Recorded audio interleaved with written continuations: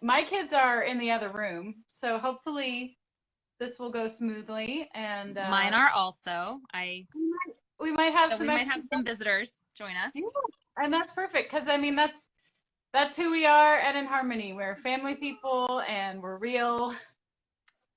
So we're gonna talk today though because uh, on the social media accounts, so Facebook and Instagram, and the emails that we've been sending to our donor list, we've been featuring some of the new programs that, as our programming director, you have written.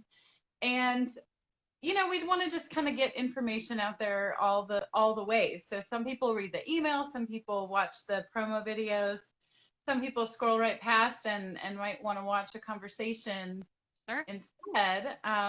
So I'm just excited because these programs are so great. And Alicia teases me because every time I see one of your promo videos or something, I'm just like, oh, it's so good.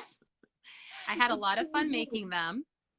Um, so I feel like that's where my strength is I think a lot about those things. So I'm so happy to be part of it and to be able to contribute in this way. And I really hope that, we can get in there and just get it done in 2021 because it's going to be so needed and so necessary. So I'm very excited to be part of it. And there's more to come. My brain has already been thinking about more things. So You probably can't turn it off. Like it's supposed to be, the vacation that we all take at the end of the year, and you probably can't turn it off.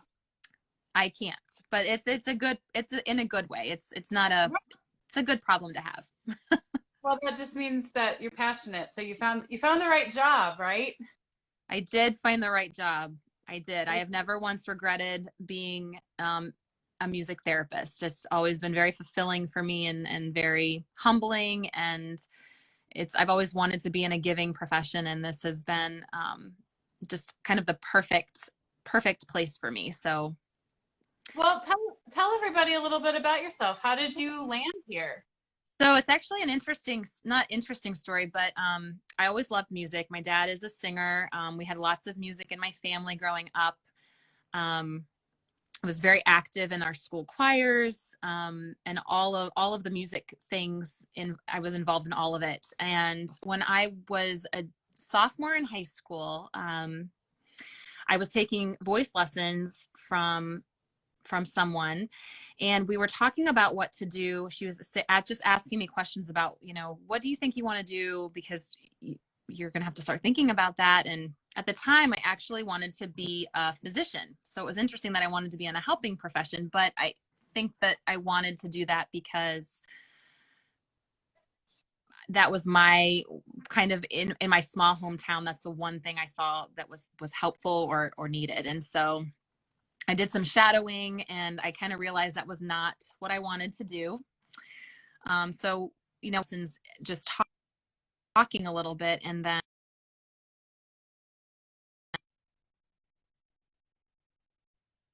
which I had never heard of. So she was the one who introduced me to it. And she said, you love music, you love helping people. And I think this would be knowing you and knowing what you like to do, I think this would be a great blend of things. And so I kind of looked into it. I was really intrigued about it. And that's when when we started to do college tours, I told my parents, I said, I think that's something that I want to do. And so it just was trying to find the right fit. So I went to college initially for music therapy. I stayed. I went to University of Dayton. I completed my internship here in Cleveland at New Avenues to Independence. I started my career at a nonprofit, private music therapy company. I've had a lot of experience since then, and 11 years later, here we are. So I haven't done anything else.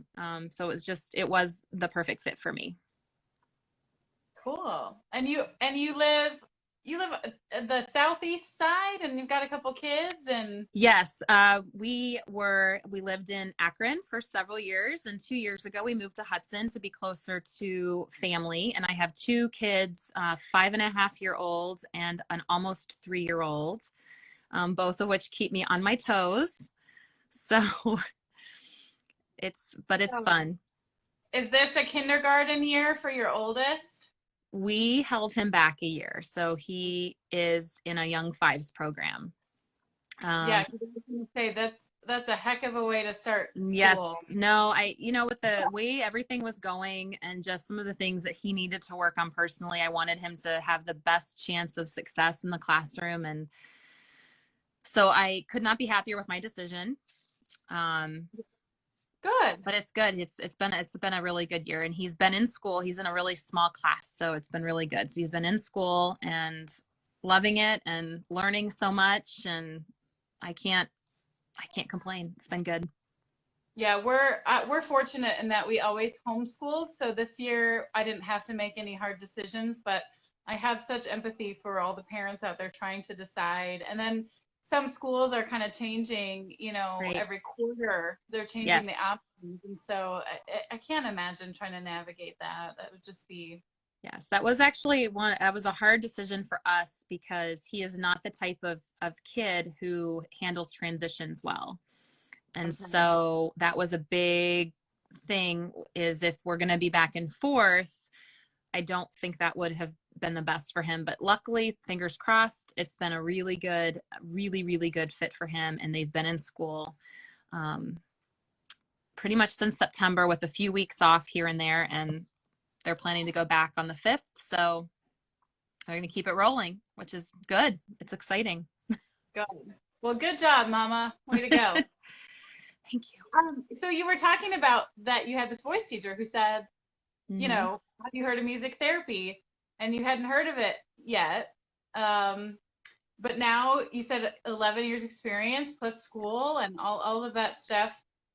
I think there's a lot of misconceptions about what music therapy is. I went to go follow the hashtag music therapy, right? Yeah. And I would say probably 80% of the posts are from not music therapists using that hashtag because Right.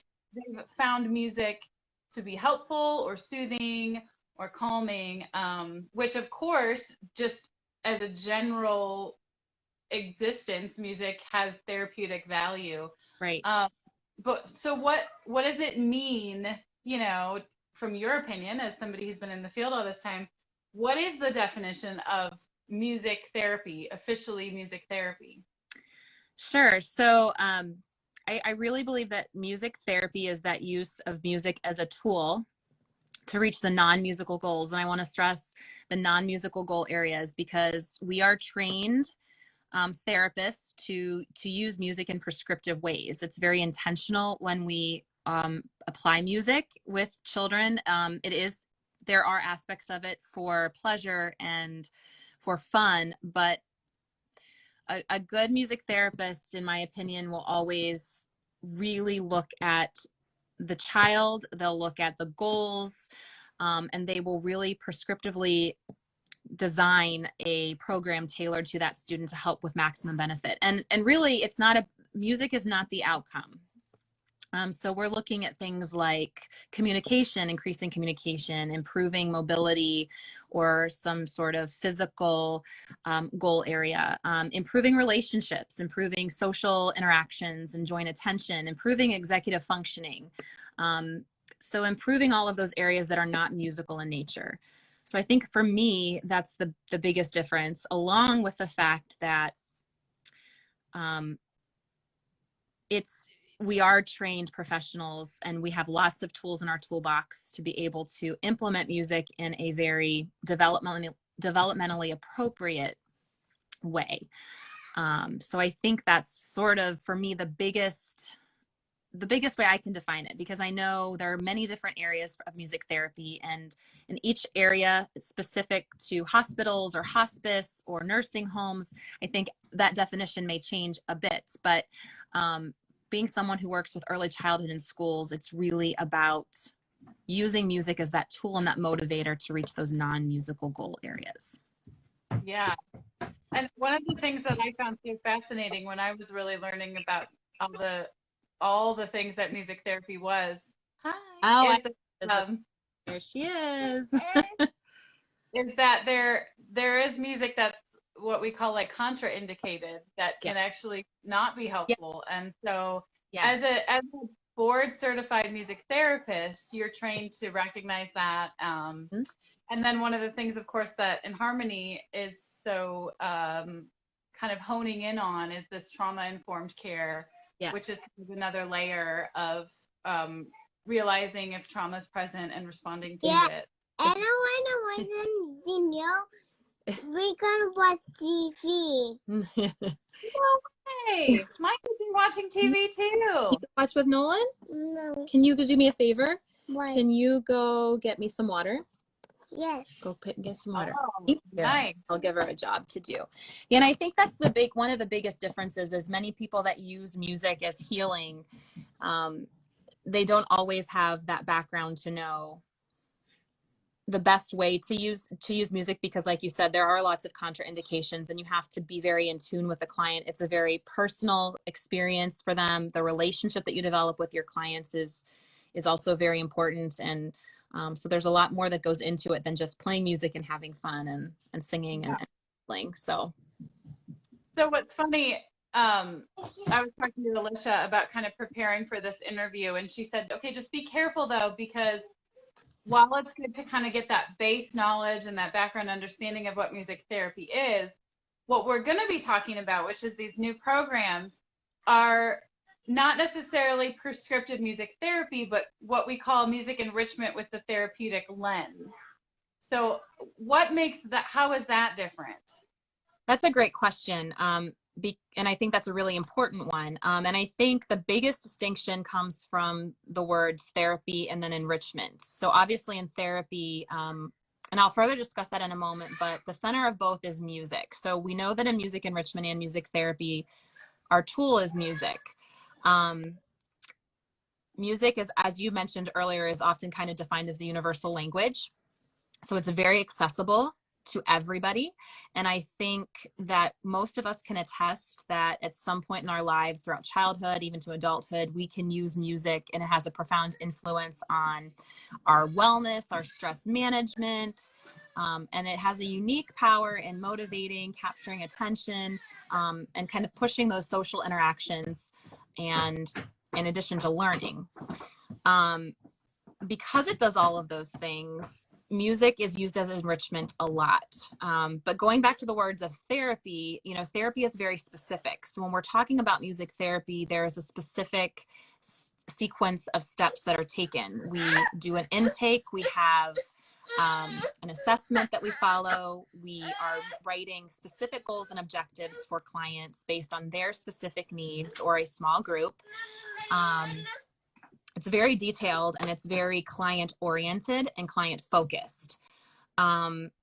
Whereas enrichment is not necessarily as individualized. The goal of enrichment is to garner get more clients at one time, have a broader audience.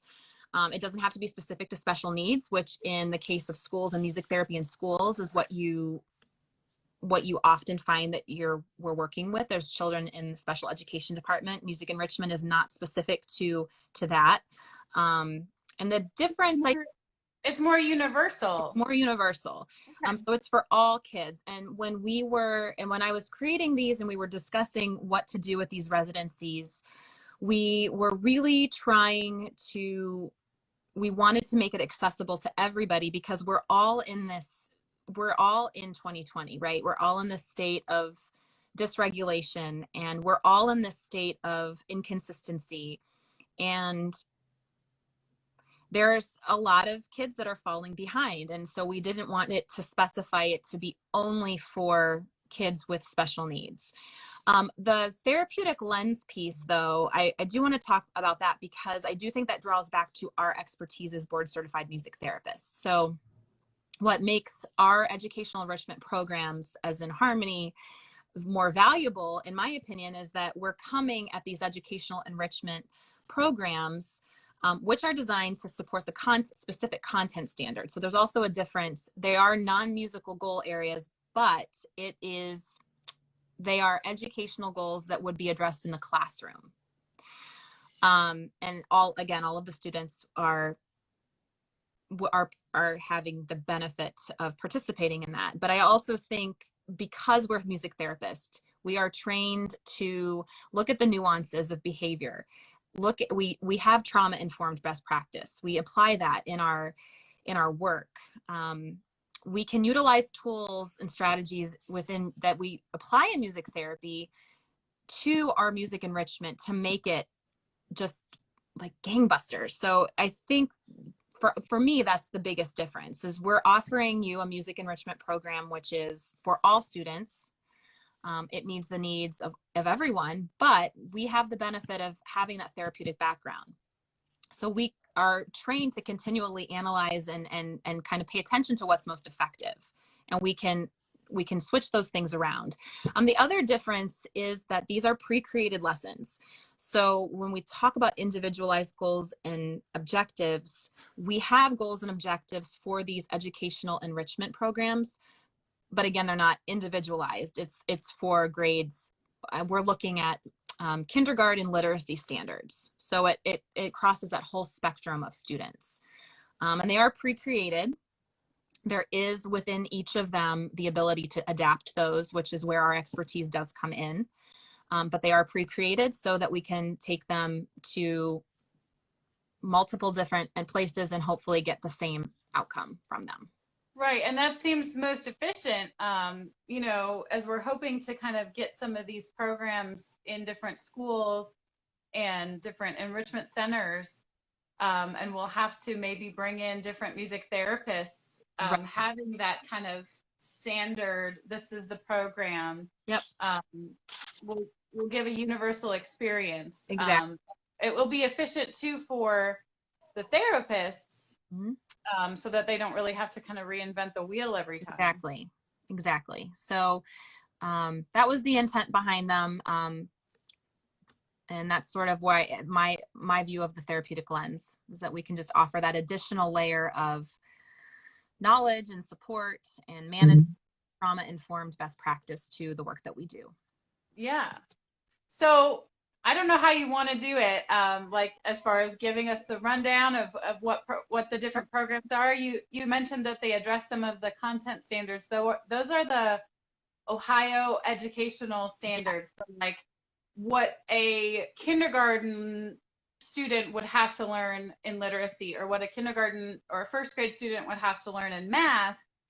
You're going into the Ohio Department of Education and pulling those standards and integrating them with the music enrichment, right? Absolutely. Yes. Okay. So what are the different areas that we're going to hit? Yeah. So I'm very excited because we have right now we have 4 different programs. Each of them were specifically developed to align with Ohio's mathematics standards, literacy standards, and social emotional standards, because those are the 3 areas that research is sort of saying this is where kids are falling behind the most. And it's interesting because the New York Times is actually saying that come September 2021, many students will be behind a full academic year because of this virtual learning period. And the CDC also has been saying, schools need to have these programs in place to help kids sort of mitigate this period. So that's kind of where we're stepping in. This is why we're aligning them with Ohio's content standards, because they are skills that they're going to need to progress to the next grade level. And what better way, as I mentioned before, music's the universal language. So what better way to connect during this period of time than through music? So we have developed a couple of literacy, 1 math, and then 1 social emotional programs. So my social emotional self, I'll start with that one. And it's a social emotional learning program for grades K through 8. So led by board certified music therapists. We are exploring character themes such as self-awareness, management, social skills, just relationship skills, and responsible decision-making. So we'll tackle all of those things with the hope that we're supporting that positive social and emotional awareness and growth within ourselves and our greater community. Using a variety of interventions like song lyric analysis, songwriting, improvisation, choral singing. So we're just really kind of honoring all of those character themes within each individual, and hoping to bridge that gap that we've seen. And I was a public school teacher, but I've been out of the profession for a couple of years now. So since I've left, they've adopted these social emotional standards. I think it was just 2019 that the state adopted them. And so I can imagine that a lot of teachers are sort of like scrambling, trying to figure out, like, how do I now, on top of everything else, teach social emotional skills? Because of course, what the research tells us, what we know, is that that piece of the puzzle, that part of the whole learner, is just as important as academic skills. That if they lack in the social emotional skills, there is going to be more truancy and just other problems. So there's a whole list, and it went out of my brain. There was like a whole list of things that social emotional skills support as far as academic performance. Yes. So that's I'm sure that's very helpful to teachers too, to say, hey. And like I said, what better way than to use lyrics to discuss that? I mean, kids listen to music. That's what they do. And especially grades, the older grades, it's how do we connect with those kids? Sometimes it's hard. So particularly with them, I think it's a really useful tool. Motivating, captures attention, and it gives them a format to discuss those types of things, which they may not be open to discussing in other formats. So we're giving them the opportunity to express in a safe, structured way. So I'm very excited about that one. And then they'll be working together within our lesson plans. There is opportunities for them to work on compromise and come up together and just to make decisions about what songs they're going to listen to, what songs they're going to perhaps work together to create. So there's lots of that problem solving embedded within the lesson plans too. I feel like that's so important too, coming out of COVID, because everything has been separate, distance, apart. And so as we hopefully can come back to some semblance of normal life, reteaching how do you work in a group, because kids haven't done it for a long time. How do you tolerate someone else's difference of opinion? How do you compromise with someone other than like your sibling? Absolutely. So that's going to be a big part of that residency also, is building those additional skills in, while we're also targeting some of the character traits that I think are also very pertinent to what's happening in the world today, talking about being a good citizen and what can we do to help them generate that. So it's a very exciting one. Yeah, there's a teaser. I know we have the promo video up for that. I know we have the promo video up for Rock and Read, which is my favorite. I have that Chicka Chicka Boom Boom song stuck in my head. I don't think I will ever read that book to my kids again. I'm going to sing it every time. Yep. So see? So tell us about Rock and Read. Yeah, so Rock and Read. I'm very excited. I'm very excited about all of them. This one is really fun though. It's designed for grades K through 2. Again, we are featuring original songs and some updated classics and music activities that integrates music and literacy to support comprehension, sequencing, new vocabulary, fluency. There's so much more. It's a 12-week residency, so there are 12 storybooks. And because Aiden loves the Chicka Chicka Boom Boom song. I really don't think I will ever read it again. And I was trying to explain to my husband, I said, she wrote that song, as like a mnemonic way to remember the book and to get along with the letters and all that. And he's like, your program director wrote Chicka Chicka Boom Boom? And I was like, no, not the book. Like, that's what I'm trying to explain. It's using the literature and adding the musical component. Right. So it's using all those things that we know about music and what it does. It's just applying it to a different medium. And we know that when kids are involved and engaged in that, they remember better. It's more fun to practice those hard things when it's in a format like music, or drumming out your CVC sounds on a drum instead of having to practice that, or just engaging in that through music. So there's just that's a really great example of how music can, you're still singing the song, so you're still reciting your alphabet, so that's just exactly what the intent was behind it. So there are 12 books in that program, which will take kids through different, each targeting a different literary device or a different concept for literacy. And it's just very exciting, all with movement. Each of these lessons include singing and instrument play, movement, echo singing, and matching music. I was going to say too, matching music in ways that all that expression in books. It's what a great way to practice that too, when you're engaging in a book and you are teaching them even about different, I think there's one of the books in here, I have to go back, and the dinosaur roar, that's one example. So the roar, when we do that, we're going to play that nice and loud. We're going to talk about music, use musical elements to help match the text in the book.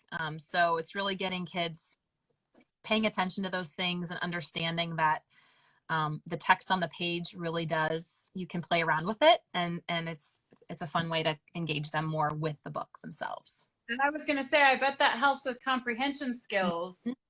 One of the things that early readers, they might start to be able to say the words as they can sound out. You said like the consonant vowel, like at, bat, but then what does that mean? What does the word bat mean? And how does that fit with the story?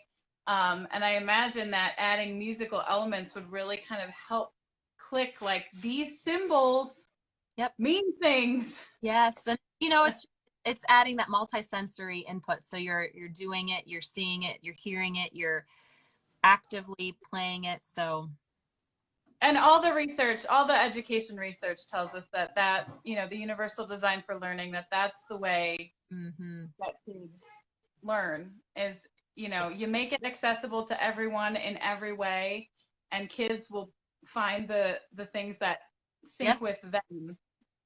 And that's where our therapeutic lens comes in. So if we have a group of students that is more oral than visual, then you play on that strength, and that's where we are trained then again to go back and say, okay, maybe we need to, since that's how they learn best, or maybe they're more kinesthetic, so let's take this lesson plan and just adapt it to be a little more kinesthetic, because that's how they're learning. So I think, again, just to reiterate, that's where our therapeutic lens kind of comes back into play, where we have that flexibility to adapt, not necessarily the content, but the learning strategy to best fit learners. So that makes sense. So I know there was one that we haven't featured yet on social media as far as like sharing the promo video, and I actually don't know much about it. I think it's called Music Speaks. Sure. So Music Speaks is a literacy-based residency for K through 8, and it's using different genres of music to target different literary devices. So things like hip hop music and alliteration, targeting mood and meaning through like word descriptors like "what a wonderful world" and jazz. So we're taking different genres of music and looking at them, listening. Music is such a great way because it does paint a picture. And so we can discuss all of those elements and how that relates to the book. And it's actually funny that you mentioned that, because I'm in the process of talking with Alicia right now about adapting that a little bit. We had initially designed that with songs, just strictly song lyrics, but kind of going back and rethinking about the whole idea that it's tied to reading. We are in the process of looking at different specific books that are song books. So for example, the list that I have generated right now is One Love by Bob Marley. It's an actual printed book with the song lyrics in it. So really trying to kind of maybe go back and tie those to different storybooks, but the actual genres again. The Beatles have so many of those. Pharrell Williams has Happy, which is a storybook. So really tying the genres back to the physical book themselves. So we're really working on all of those different literary devices, but kids are reading. Yeah. And they don't even know it. They don't know it. So that one is going to be a lot of fun. And then again, it's just sort of expanding and bringing awareness to all these different genres and different moods they bring and what kind of elements that, and how does that relate to literacy. And is that the program where there's some like composition involved, or is it improvisation or some sort of output? They can write their own stories. The idea is that they can, after we have introduced them to these stories and this literary device, that they actually have the opportunity to practice and write their own to share with the beat. So there is an element of composition and an element of writing as well. So we're targeting another type of skill in terms of writing and composition.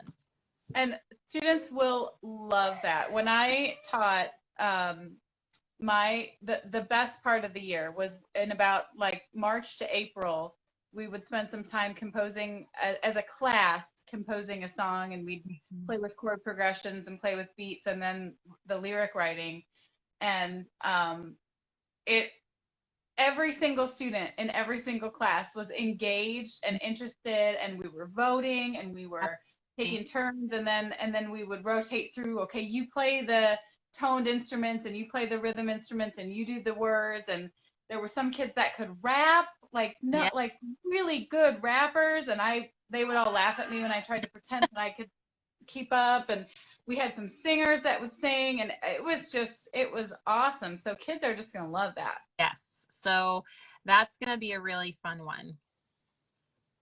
Cool. And then one more, right? Yes. And so our last, but certainly not least, but at least for this discussion, is STIC. So this is a K-2 mathematics residency.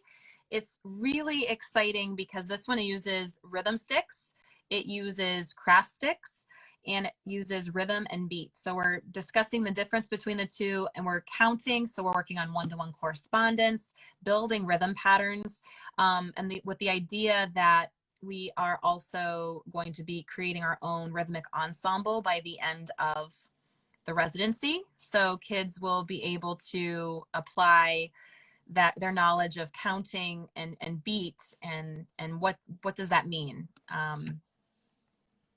to an ensemble. So they'll be able to create their own rhythmic ensemble at the end and participate in what that sounds like. So there is an element of composition with that one as well.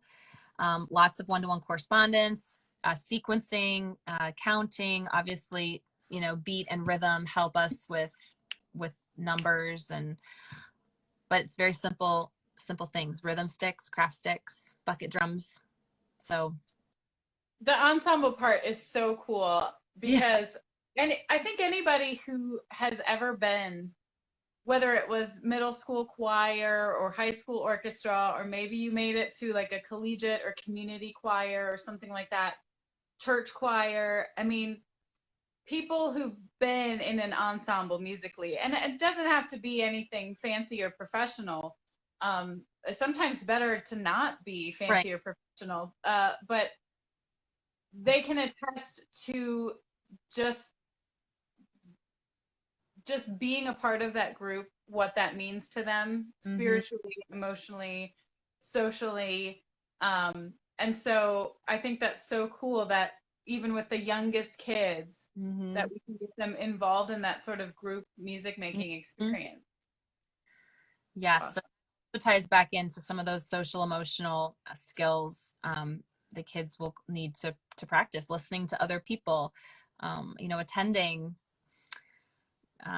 shifting your attention and your focus. So we're working on lots of things, but with the idea that these are all really engaging and fun ways to practice some of those not so fun concepts, or to make it, like we had talked about earlier, make it more relatable, make it more multisensory so that they can learn it if they are struggling with those concepts in school. Yeah, the word approachable comes to mind. Yes. Yeah. And that's the other part too with those social emotional concepts.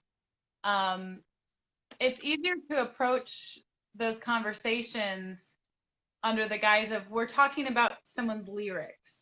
Yes. We're talking about a song or a rap and how it might make you feel rather than just that. So tell me what you feel.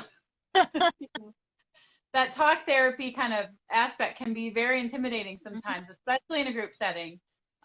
So music is that key piece that just makes everything more approachable. Right. I was gonna, that another point to that too. Kids that have experienced trauma of any kind, it's hard for them to put themselves and talk about themselves and make themselves vulnerable in that way. So when you take them out of it and you use a third party that's totally uninvolved, you can still have some really great discussions and get to know them better and sort of develop that relationship and strengthen that relationship with kids too. Very cool. And that's what you and our other service providers are so good at. And I just love hearing about it. We talked a little bit about, what this will look like and how it will support teachers and how it will support administrators. But so I guess, kind of like what is the pitch to schools as we're coming in and we're hopefully getting funding, we're getting some really generous support through grassroots donations with our year-end campaign. Overdrive has pledged some funding and we're hopefully getting some other sources of funding. But then, what are we telling schools and teachers and administrators? Why should they opt in for this? So our big pitch is, let's enhance while we're still virtual and until we can be together, let's use music to connect and engage and let's increase that student engagement in online learning and increase that student engagement in some of these places that they're struggling with things that we know are evidence-based researched and evidence-based that they do work. And so when we're reaching out to schools, we're saying, this is the problem, right? We're having these gaps in learning. And it's just because, all kids engage differently with virtual learning. But if you're having students that are having trouble, we have a fun way to get them to engage in this kind of thing. It's accessible. Like, we are looking for funding and opportunities to make this accessible for you because we want this to be accessible for you. But it's also there's no teacher responsibility. It's also easy to implement, and an easy way to support what teachers are trying to teach and having the kids learn in the classroom.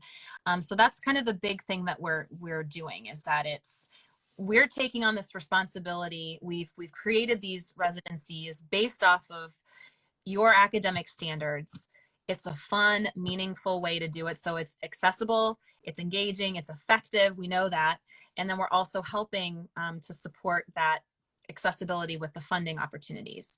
And I will say, I think, and I know this for my son's own experience and our own experience with virtual learning, but there's only so much that a teacher can do.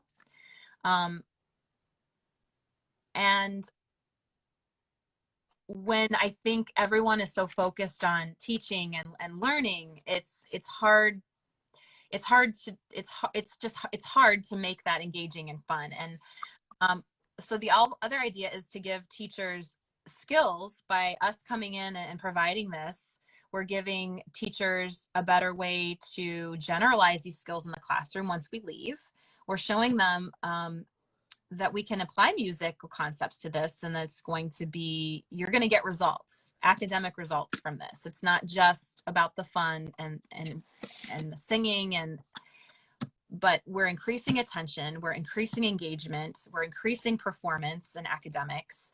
And we're really working to make this something that can support you in your classroom. So it's really also pitched to say, let's help you. This is how we're going to help you. And we know that we can help you because I've been in the school-based system for 10 years. I know that music therapy and music enrichment with the therapeutic lens works. I know that we can get those results. So research tells us that. So let's help you. Let's help you help your students. Yeah. oh shoot, there was something on the tip of my tongue.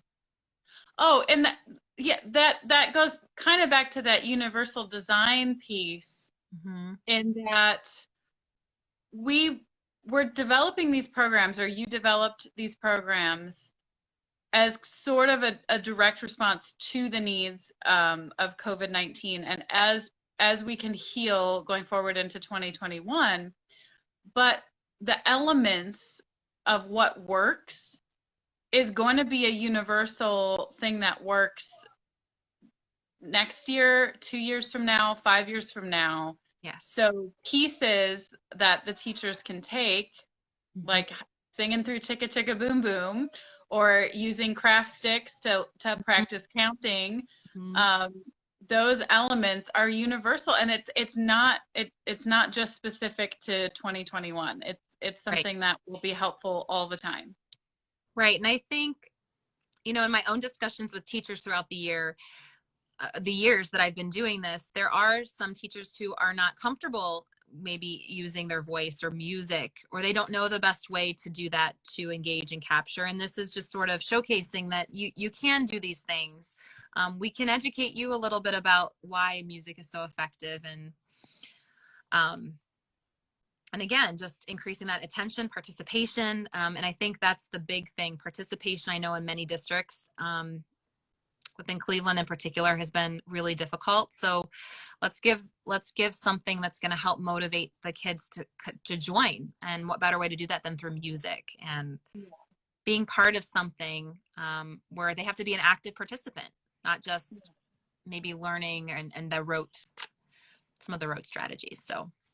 And Alicia said here, she said that one of the coolest parts is that while we are going to have to be virtual now just due to the constraints of COVID, that it'll be easy to transition these programs to in-person programs. Absolutely. So these are meant to be applied virtually. They're meant to be in person, and that's sort of where we have that flexibility.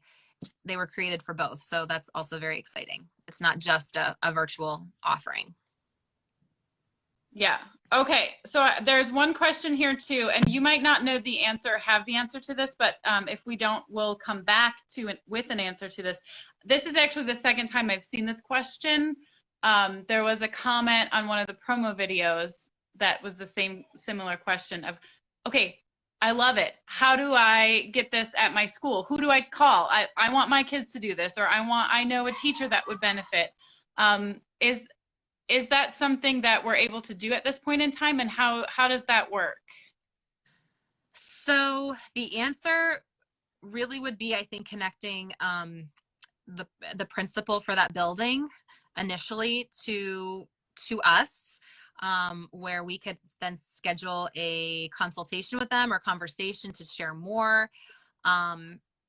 If it's if it's a teacher or a related service provider wanting to take this to an administrator to sort of be that liaison, which can always be helpful when you're trying to make a new connection. We have flyers available, we have the promo videos available, but both Alicia and myself are also available to have those conversations.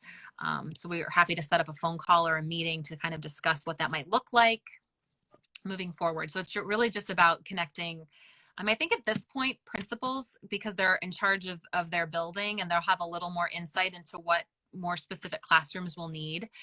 So I think moving forward, that would be a great direction, unless there's a counselor that might be interested in connecting, since we are working on some of the social emotional pieces as well. But yeah, just a phone call, an email to start that conversation would be a great way to connect, because we have lots of different ways we can go about it. So after we get off of this live, it gives me the option to post it, which I will do. Is it okay in the post if I put maybe Alicia's email and your email, so that if people want to reach out? Absolutely. Okay. All right. Well, that's great, because there was another comment I had seen maybe about a week ago that someone said, okay, how do I get this? I want this. And I didn't know the answer at that point in time, but I'll just forward your email along. And great. Yeah, because there's a Cool. couple different ways we can go about it. So I'd be happy to talk with them further about that Yeah. happen. Well, I really appreciate you taking the time. This isn't my area of expertise as far as like the Instagram live. So we're trying just new and fun ways of getting the information out there, and I appreciate you being patient and flexible and hopping on with me. Oh, Alicia's given us the website. I'll put the website in, Alicia, too, in the info. So if people are looking for more information, they can email or visit the website, because I know what I was kind of going is that we're getting a new website, we're getting new programming, all for the new year, all as this sort of direct response to COVID. And we're calling our plan Healing in Harmony, because what we do at In Harmony is help people live in harmony with themselves and the world around them. And particularly next year is going to be a year of healing. And these are the ways that we can help. And we do have a year-end initiative to get the very minimum base amount that we need to move forward successfully with that. We were able, as a new nonprofit, to survive COVID, which is no small feat, because a lot of small businesses and small nonprofits have really struggled. And that is only due to the generosity of donors. So we always want to be appreciative for everybody who's helped us hang on. And we're ready to expand. We're ready. We've got new programs. We're ready to get out and help everybody heal. So I think I checked the year-end website. I think we're just $318 short of what we need, which is incredible. Because the generosity is just amazing. And I know that there's 5 of us on the board of directors, and we've all pledged to match funds so that that we are supporting everybody financially too. So I would be remiss to ignore this opportunity to just say, if you haven't had a chance to check out our action plan for healing, there's a million links, but we'll also link it. I don't think I can link directly to this video, but it's in the Lincoln profile on our Instagram account. It's also linked on our Facebook account, and a tiny bit of scrolling and it'll show up, no doubt. Read our plan, watch the promo videos, and watch this video, that interview that we just did, to see the impact that it's going to have on kids here in Cleveland. And we've got, like, what is it, 24 plus 8, so about 31 hours. Well, 31 hours to get $318. I think we can do it. I think that we can do it. And Alicia wants to just reiterate, she commented, thank you, obviously, to everybody who's donated so far. The fact that we've only got $300 to push in the last 24 hours is, out of a $6,000 goal, means a lot. These are not big donations. These are $5 and $10 donations coming in, so COVID has been hard on everybody. And if helping financially is not, something that is accessible right now, people can like our posts and share our posts and follow us, and all of that social media hype kind of always helps too. So thank you to everybody who tuned in. I've seen several people pop in and out of this live. Thanks for hopping on. Thanks if you watch the replay, for watching and spending some time with Abby and I. And thank you, Abby, for making the time. I can't believe you only had one interruption. Your kids are angels. That, or they're really into the Scooby-Doo show they're watching. I'm not sure which one, but I'll take it. Thank goodness for Scooby-Doo. Did you get your glass of water? I did not. She never came back with the water. It was enough of a distraction. That was very clever. Send her on a task that she'll forget about. Yeah, thank you so much for having me, and for everyone who has donated or is part of sharing our work. Thank you, because we really are here to really serve the kids. That's really Right. our goal. And so it would be so exciting to be able to get these programs out there and do just that. And we're going to. I know we're gonna get there. We're gonna get there. We're gonna meet our goal. We're gonna have a good 2020. And I just feel good things for us and for the students that we serve. So I'm excited. Well, thank you so much for having me, and I will look forward to talking with you again soon. Yeah, thanks, Abby. Talk to you Thanks. soon.